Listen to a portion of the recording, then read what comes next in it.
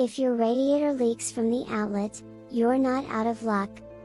There are several ways to repair this problem. You can drain the antifreeze and clean the cracked area. You can use Super Prep plastic cleaner to clean the cracked area. If you're able to access your car's air system, you can use an airless plastic welder to melt the V-groove. The nylon rod should come out melted and discolored. It can be difficult to work with a welder, so keep a good working atmosphere. When you're repairing a plastic radiator outlet, you must take extra care when working with it. Before attempting to repair it, drain all of the antifreeze and clean the plastic with Super Prep plastic cleaner. If you can, use a heat gun to soften the cracked plastic on the V-groove area. If the crack is more than 2 inches long, preheat each section in 2-inch segments and then apply a piece of tape.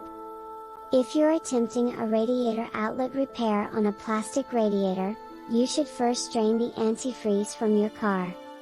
Then, clean the crack with Super Prep plastic cleaner and new screws. The next step is to use a heat gun to soften the plastic on the V-groove. A heat gun will soften the plastic and make it easier to remove. Then, remove the old plate, and replace it with a new one. While you're performing the repair, you should remember that plastic radiators may develop a number of faults. You'll need to have the necessary tools and supplies to perform the repair. Some of these tools include a welder, soldering iron, toothbrush, acetone, black tie wrap, and a marker or tape. For a plastic radiator, the tip of the welder should be used to smooth the edges of the cracked area. A cracked plastic radiator can be repaired using a welding rod. A welder tip is used to melt the nylon rod. The plastic should be brown or black. A plastic welder tip is used to mix the new plastic with the old one. The mixing of the two materials is necessary to make the repair strong.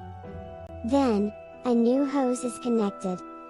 You should test the hose to make sure it is connected properly. After you have completed the radiator repair, make sure the hoses are disconnected. If there are rips or breaks in the hoses, you can open the hoses with a hose. Once the radiator is cool, you should check the hoses. If there is no fluid coming out of the radiator, you can try to use a low pressure radiator cap. If you're not able to open the radiator plug, it can also be temporarily closed with needle nose pliers.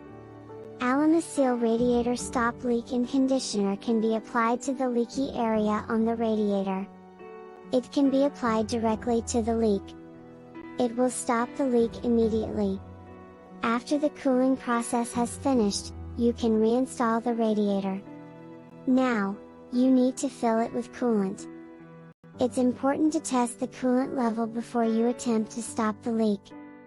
You can do this by pouring it into the radiator.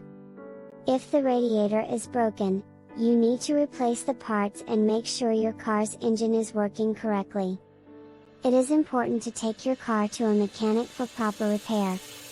Moreover, your vehicle will have a good warranty. It also covers any costs of the repairs.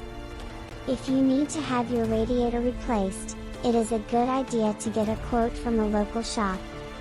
It's important to remember that radiators can be expensive. So, you should be prepared for unexpected expenses. A leak in the radiator can be repaired with an egg. The yolks from an egg can congeal and seal the leak. You should also take the radiator to a mechanic for proper repair, as the leaking coolant can cause overheating. Ultimately, you should prevent expensive damage to your car's engine by following the tips mentioned above.